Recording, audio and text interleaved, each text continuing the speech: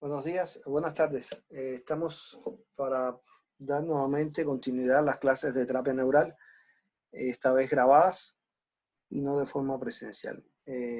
Espero que les sean de utilidad para su desarrollo personal y profesional.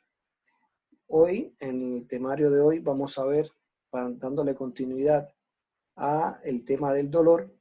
Desde el punto de vista práctico, vamos a ver aplicaciones de la terapia neural, es decir, aplicación del neural terapéutico en puntos de acupuntura para tratar el dolor.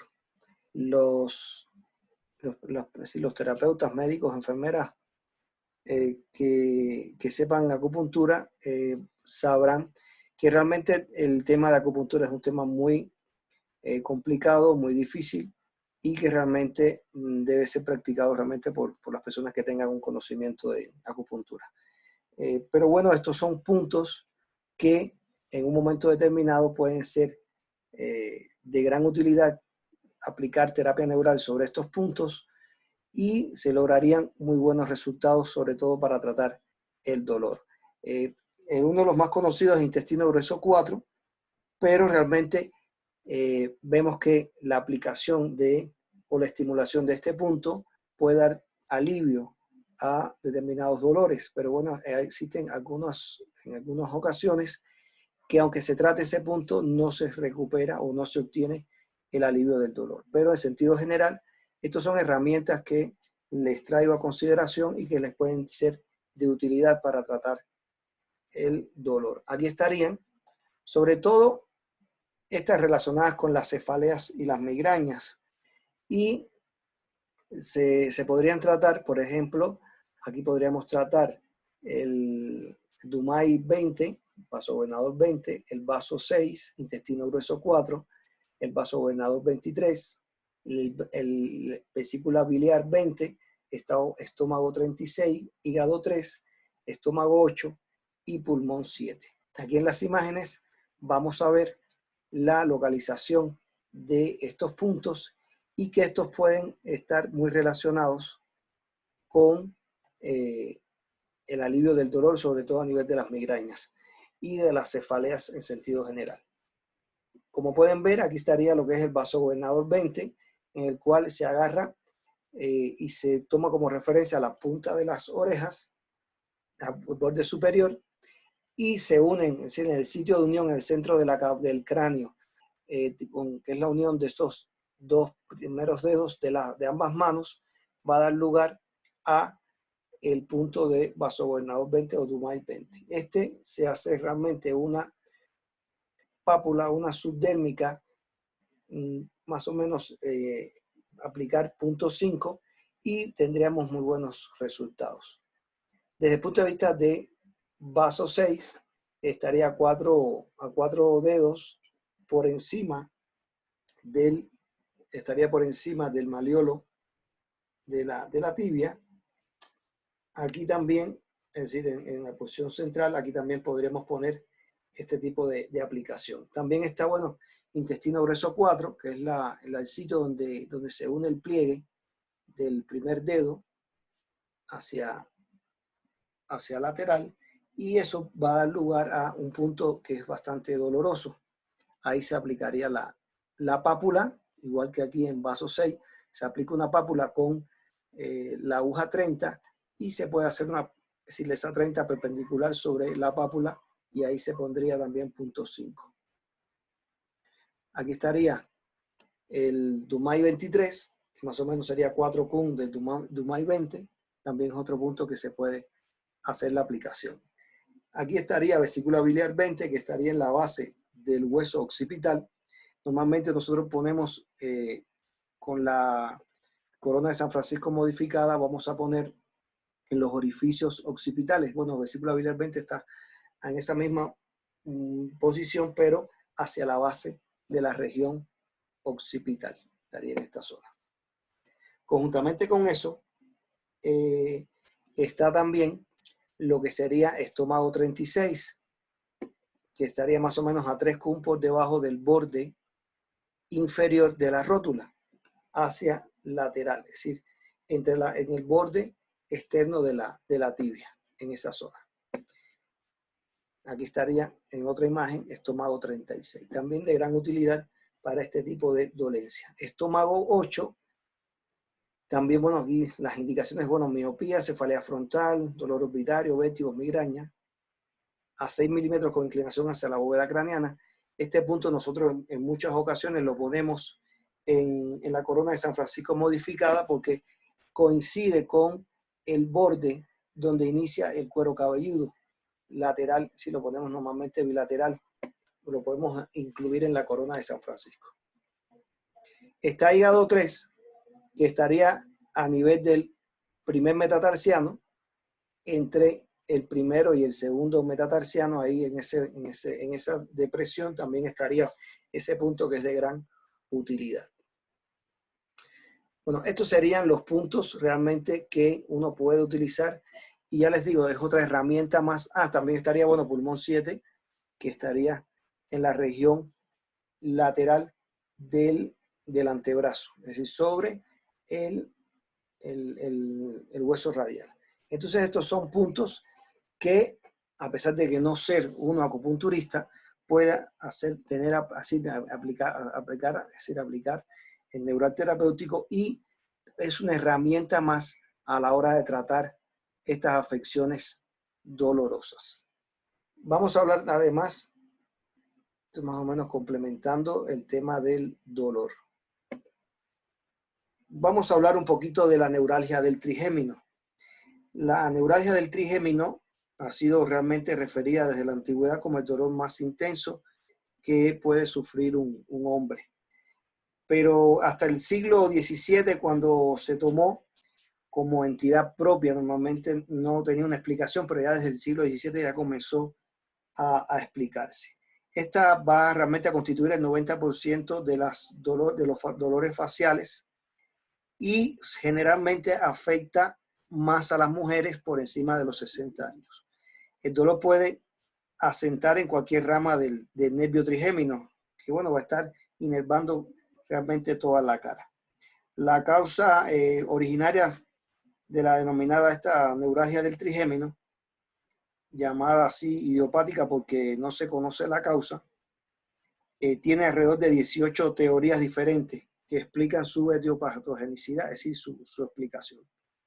Ahora, desde el punto de vista histológico, parecen existir zonas de desmielinización a nivel del trayecto del nervio trigémino. Quiere decir que a nivel de todo este trayecto hay pérdida de las vainas de mielina. El dolor va a ser realmente un dolor lacerante, paroxístico, de breve duración, como tipo eléctrico, con zonas cutáneas que su estímulo desencadena el cuadro doloroso. Y el tratamiento médico actualmente se basa en medicación con analgésicos antiinflamatorios y también con tratamientos anticonvulsivantes, pero realmente los resultados en gran medida no son los más adecuados. Esta neuralgia del trigémino tiene sus características propias, y cada una hay que buscar desde el punto de vista del interrogatorio, hay que buscar. Lo más importante es tratar de identificar la causa. Como les dije anteriormente, el cuadro clínico se caracteriza por un dolor muy intenso de tipo lacinante, comienzo paroxístico, duración de segundos o minutos, y en muchas ocasiones está desencadenado por factores exógenos, y se puede irradiar en una o en más ramas del trigémino. Entonces, realmente estas serían las ramas del trigémino por las cuales pueden verse afectadas. En muchas ocasiones más de una.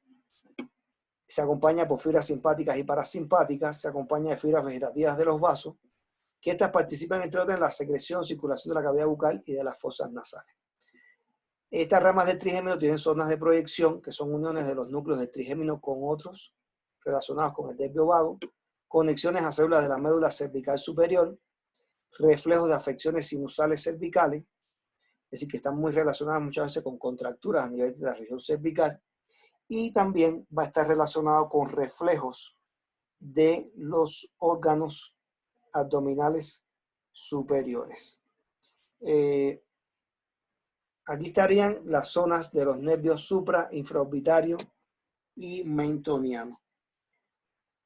Vamos a ver cómo, en este caso, la causa, aunque sea no conocida, que es la más frecuente, va a tener, como les dije anteriormente, varias teorías. Una teoría que dije anteriormente era la desmilenización.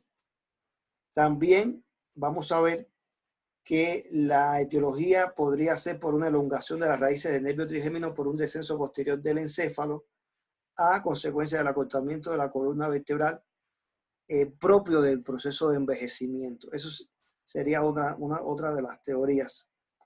También podría estar relacionado con por un tipo vasomotor, es decir, puede ser por aumentos a nivel de la presión arterial, y otras personas, desde el punto de vista de todas estas teorías, se pensó de que la raíz del trigémino a su paso por el llamado porus trigémino, es decir, por un orificio, que es por donde emerge del encéfalo, entra a la posición petrosa temporal y del tentorio, y puede estar expuesta a una compresión que constituiría la causa de este padecimiento.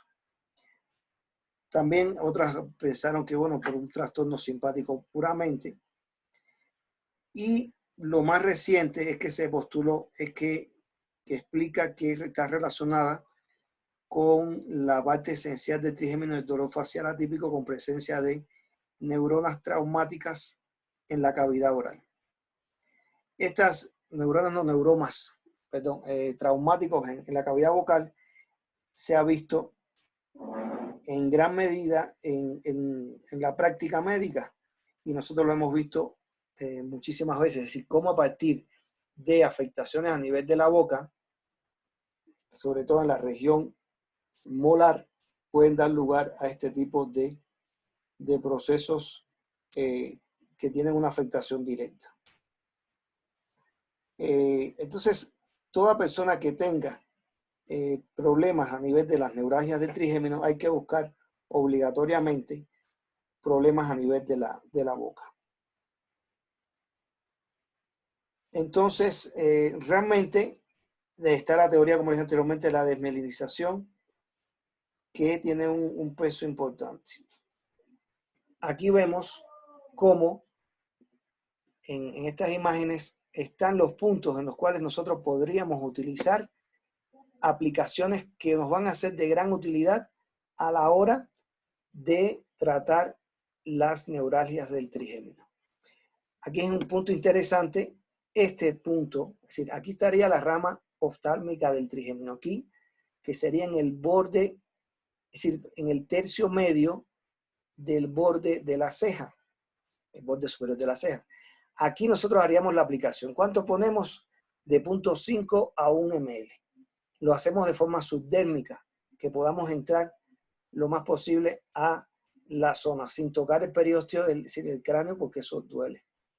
Este punto que está en el centro, entre ambos ojos, nosotros lo utilizamos siempre en la región, en la corona de San Francisco modificada. Y vean este punto nuevo, que por eso les traigo esta imagen para que la vean. Está en el tercio superior de la nariz. Aquí se hace una pápula, una papulita, porque esa zona está muy próxima al cartílago, y ahí se hace la aplicación. Conjuntamente con eso, vamos a ver en la región infraorbitaria o la región maxilar, que la podemos hacer por fuera o la haríamos por dentro. Por dentro sería a nivel del foco, digo, del surco alveolar, del saco alveolar, y a partir de ahí nosotros entraríamos entre el canino y el primer premolar. Es decir, en esa zona hacia arriba nosotros haríamos la inyección. Y la otra inyección sería en la región mentoniana. Aquí serían estas aplicaciones. Ven aquí, bueno, las terminaciones finales del nervio frontal. va a estar relacionado con el nervio supraorbitario, el nervio supratroclear. El nervio nasociliar estaría con el nervio hemorroidal anterior, en la rama nasal, y el nervio infratroclear y el nervio lagrimal con las ramas del ángulo exterior del ojo.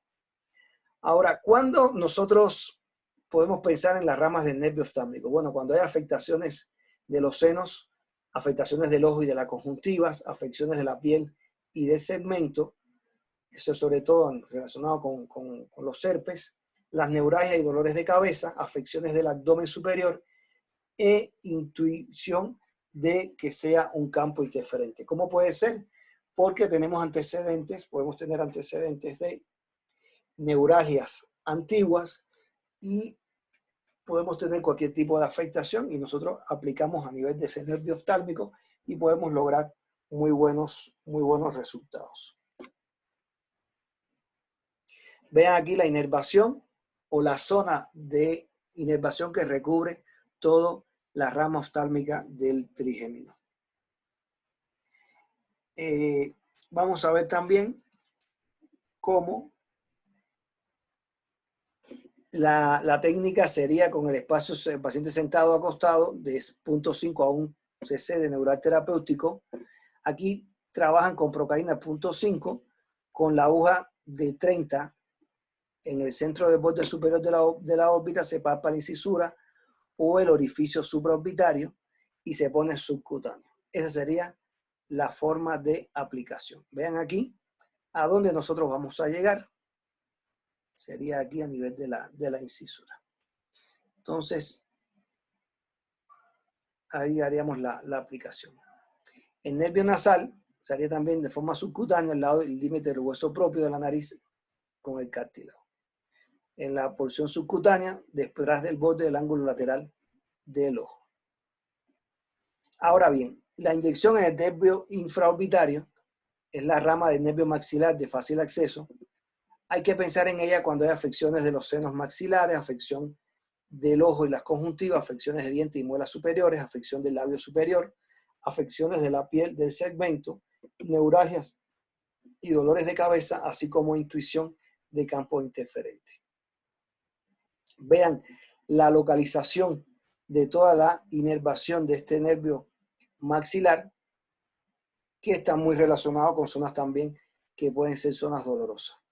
La inyección en el nervio infraorbitario va a estar relacionada con el espacio, es decir, la técnica va a ser con el paciente sentado o acostado, igual de 0.5 a 1 cc de neural terapéutico, puede ser procaína al 0.5, puede ser también al 0.7 o puede ser al 1%. Aquí la aguja va a ser de 30 milímetros a 1 centímetro del centro del borde inferior de la órbita y a unos milímetros hacia medial se palpa la incisura o foramen infraorbitario. Subcutáneo y besando el hueso es lo más próximo al hueso. Aquí se llega al foramen infraorbitario inyectando entre el tercer y cuarto diente del maxilar superior o el fondo del saco de la mucosa a 1 centímetro de la pupila, dirección de la pupila. Vamos a ver aquí. Normalmente el paciente va a estar con los ojos mirando hacia el frente, va a estar en coordinación con la pupila y en la región maxilar, ahí se palpa una hendidura y hacer la aplicación. Cuando la hacemos con dientes, en la posición de los dientes, realmente sería entre el canino y el primer premolar y se hace hacia arriba, es decir, la infiltración se hace hacia arriba y a partir de ahí se llega lo más próximo a la salida, la emergencia de este nervio infraorbitario o la rama maxilar del trigémino. Nosotros vamos a ver en muchas ocasiones que este tipo de dolor, como les dije anteriormente, da en pacientes superiores a los 60 años. Generalmente es un territorio unilateral, es decir, da un dolor en la hemicara. Solamente puede estar limitado a una o a varias ramas del trigémino. Va a dar como corrientazos. El comienzo y el final son bruscos. No dolor entre los accesos, es decir, van a ser crisis como tal. Y hay una ausencia de un déficit sensitivo. ¿Qué quiere decir esto? Que el paciente va a seguir sintiendo todas las manifestaciones. Ven aquí la aplicación donde se haría. Realmente aquí en la imagen está encima del primer canino.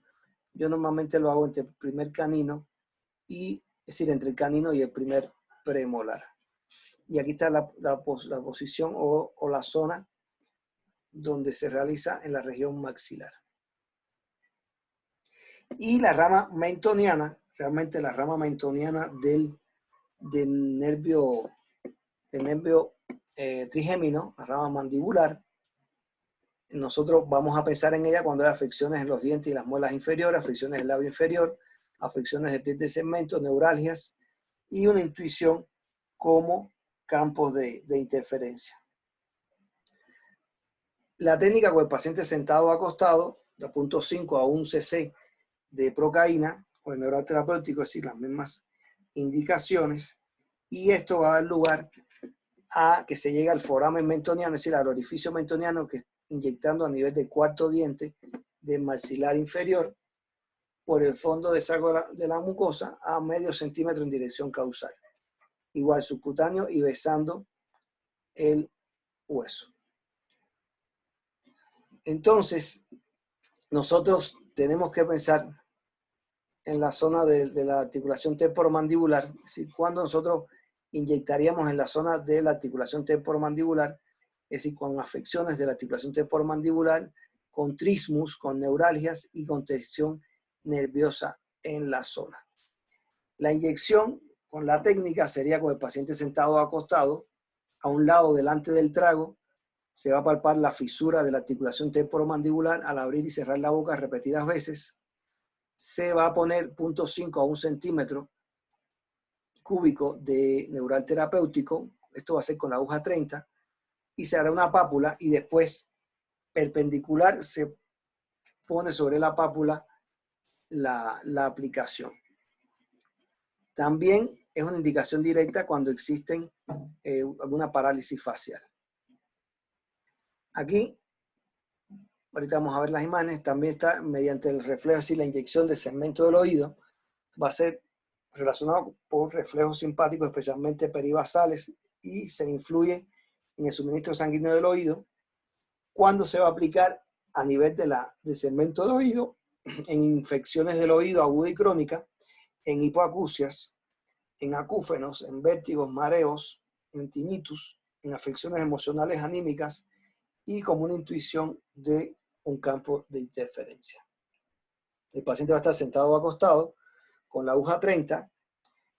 En el proceso mastoideo se inyecta 1 mililitro subcutáneo y delante del trago se inyecta una pápula subcutánea, así como en el ángulo de la mandíbula se inyecta también un cc que ayuda a un mejor drenaje en caso de infecciones.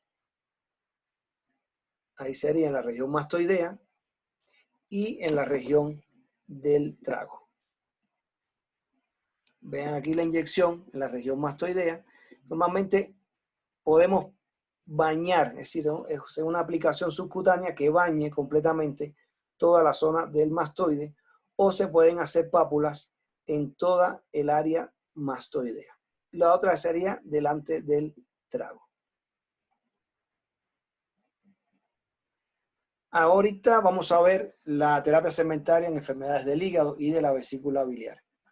Desde el punto de vista anatómico, el hígado se va a dividir en varios segmentos, los cuales van a estar relacionados desde el punto de vista anatómico con un borde liso en la porción anterior, y en la porción posterior van a tener sus depresiones producto a las relaciones con los determinados órganos.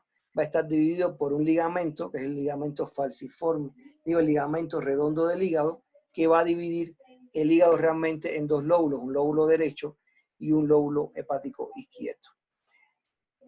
Vamos a ver que el hígado va a estar conformado por acinos, los cuales van a ser la unidad microvascular funcional del hígado. Se forma alrededor de un conducto portal, que este va a constar de una arteriola hepática, de una vénula porta, un conductillo biliar, vasos linfáticos, así como los nervios hepáticos. Va a tener zonas circulatorias, periportales, región medio zonal y pericentral. Esta diversidad circulatoria va a ser de gran importancia para la eliminación de productos del metabolismo. Aquí sería el esquema más representativo de un acino, es decir, de los sinusoides, que vamos a ver que va a estar la llamada triada portal. Esta triada portal va a estar caracterizada por una vena porta que va a traer toda la sangre del sistema digestivo, por una arteria hepática y por un conductillo biliar. Estos, como carretera, es decir, lo que es la vena porta y la arteria hepática se van a unir y va a ser como una calle que va a bañar a los hepatocitos, que son las células del parénquima hepático, es decir, las células funcionales. Conjuntamente con eso, va a circular, conjuntamente con esto va a circular un conductillo biliar que va a drenar al conducto biliar principal y este va a ir directamente a nivel de la vesícula biliar. Todo esto, si la sangre que proviene del intestino delgado y la sangre que proviene de la arteria hepática van a drenar en la vénula, es decir, en la vena central hepática. Así, vamos a ver que el hígado va a estar muy relacionado con múltiples funciones. Va a tener una capacidad de síntesis del hígado, es decir, va a poder sintetizar proteínas, como son las proteínas de coagulación y las de transporte, sobre todo la albúmina. También va a sintetizar proteínas consideradas reactantes de fase aguda. Los hepatocitos se encargan también de diseminar los aminoácidos en cetósidos, glutamina y amoníaco. También está muy relacionado con el ciclo de Krebs-Hensel, que es la vía principal de eliminación del amoníaco y otras moléculas nitrogenadas. Se va a separar el grupo amino, que después entra en el ciclo de la urea para ser excretado por la orina. Va a producirse la pseudocolinesterasa, de gran importancia para degradar a la acetilcolina, y la producción de alfa-fetoproteína, que está muy relacionado con la regeneración hepática. La albúmina, como proteína de menor peso molecular y de gran importancia para el transporte de sustancias, va a constituir el 60% de las proteínas circulantes. El 15% de las proteínas sintetizadas por el hígado van a ser otras que produce el hígado. De hecho, un adulto sano produce de 12 a 15 gramos diarios de este tipo de proteína. Esta albúmina tiene una semivida de 3 semanas con una reserva de 50 gramos. Factores que modulan su síntesis estaría, es decir, las funciones de la albúmina sería modular la presión oncótica del plasma. Esto quiere decir que cuando hay concentraciones normales de albúmina en el torrente sanguíneo, no deja que se vaya el líquido hacia otro espacio, hacia el espacio extracelular o extravascular. También, bueno, la producción de aminoácidos de la dieta, hormonas. La albúmina va a transportar ácidos grasos libres, bilirrubina no conjugada, va a transportar hormonas, xenobióticos, metales. Se traduce también el volumen de distribución y la fuerza osmótica del plasma, que se opone a la presión hidrostática, lo que había hablado de evitar que salga líquido del espacio intravascular. Existe también por parte de los hepatocitos la síntesis de la mayoría de las proteínas de la coagulación, todas excepto el factor 3, 4 y 8, que es el factor de von Willebrand. En el hígado también se sintetizan proteínas que regulan las vías de coagulación y fibrinólisis. Ahí estaría el activador de plasminógeno, el antitrombina 3, la proteína C, proteína S, que es un cofactor de proteína C activada que inactiva los complejos de factor 8 y 5A. Y también la proteína Z, que facilita la degradación del factor 10. Todos estos muy relacionados con la producción es decir, en este mecanismo de la coagulación. La producción también en el hígado de la vitamina K. de la carboxilación, que esta carboxilación de la posición gamma de glutamato en el amino terminal y produce la carboxiglutamato. Hace posible que los procoagulantes formen complejos con el calcio y otros cationes, y estos están habilitados para activar las serinas proteasas para activación de la cascada de coagulación. ¿Qué quiere decir? Que con un proceso de insuficiencia hepática todas estas funciones se van a ver comprometidas. En el metabolismo de los carbohidratos es un regulador homeostático importante de la glucosa sanguínea. La glucosa va a nivel del hígado a producir el glucógeno como una forma de almacenamiento. También hay un proceso muy relacionado, es decir, de la glucosa, formación de glucógeno como un reservorio importante de glucosa, y cuando hay periodos de ayuna está el proceso de glucogenólisis para ese glucógeno formar glucosa. Las reservas de glucógeno hepático son de alrededor de 24 horas, y también formación es un gran fábrica de la llamada gluconeogénesis, que es la formación de glucosa a partir de otros elementos no glucídicos, y ahí estaría a partir del lactato, de aminoácidos y de glicerol. También esta producción de glucogenólisis va a estar estimulada por las hormonas pancreáticas como el glucagón y las catecolaminas, en este caso, que serían hormonas que son a nivel de la médula suprarrenal. Va a estar inhibido, por supuesto, por la insulina, que hace el efecto completamente distinto. El hígado también va a estar muy relacionado con el metabolismo de los lípidos. Es decir, este colesterol ingerido va a ir directamente de formación de kilomicrones que van directamente al hígado.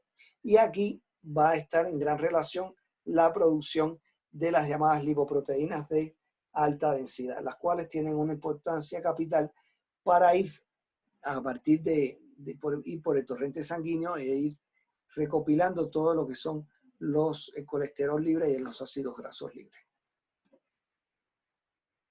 Aquí también va a estar relacionado con el proceso de esterificación, como a partir de glicerol y ácidos grasos, en un proceso de beta-oxidación se forma la acetil-CoA, que va a entrar al ciclo de Krebs, y a partir de ahí la formación de ATP. Pero también está caracterizado con el catabolismo de ácidos grasos y formación de ácidos grasos, formación de las llamadas lipoproteínas.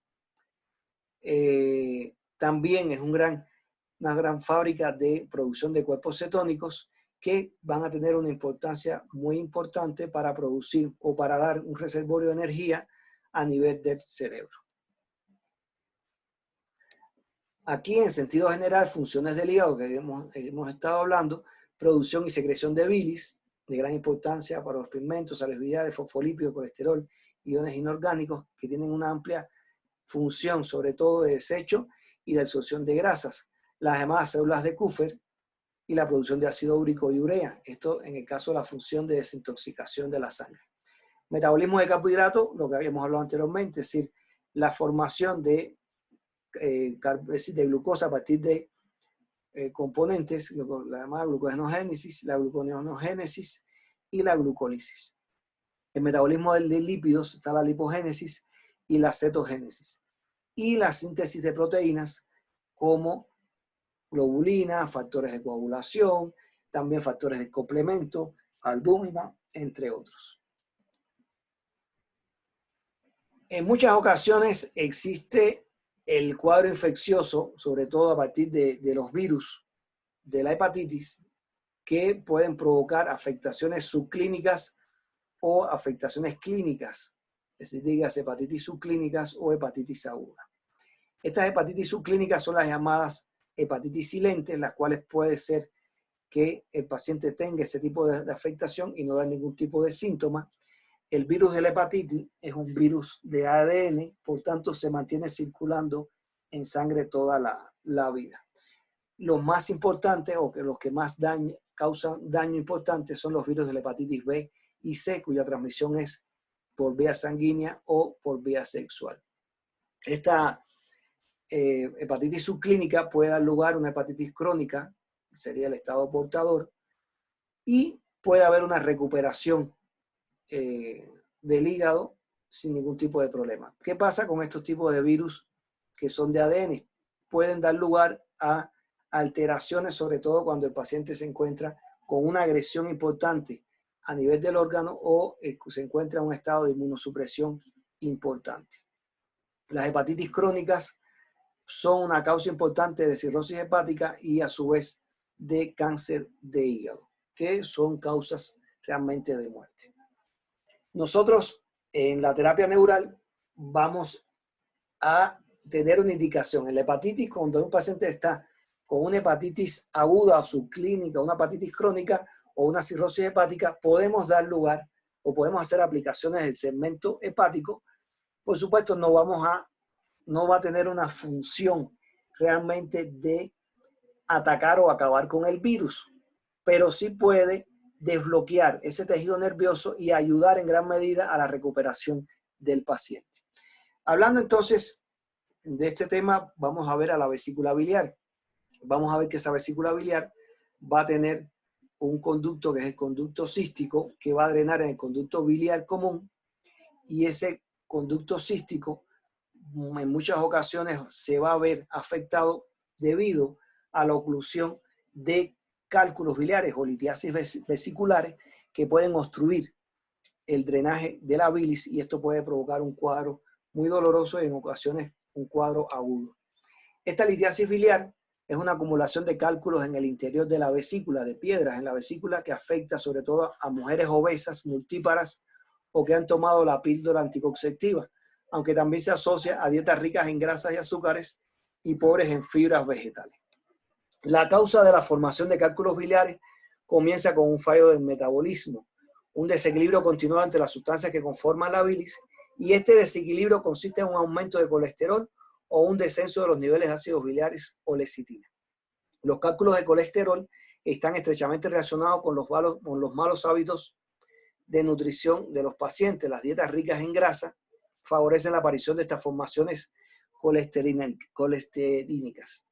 En el caso de las formadas por la bilirrubina, son resultado de un aumento en la bilirrubina en el organismo. El cuadro caracterizado por este tipo de afectaciones de la vesícula biliar, cuando no da fiebre, es decir, es un dolor a nivel de hipocondrio derecho que se irradia a los hombros y a la mitad de la espalda, y va a estar relacionado con la alimentación de dietas ricas en grasa. ¿Qué sucede? Que cuando da este dolor, si el paciente no tiene fiebre, pero sí es muy doloroso, el punto de Murphy, que le voy a enseñar a continuación, sí estamos ante la presencia de un cuadro de cólico biliar. Y nosotros con la terapia neural podemos resolver mucho este cuadro. La terapia segmental en enfermedades del hígado y vesícula biliar, aquí estarían los puntos.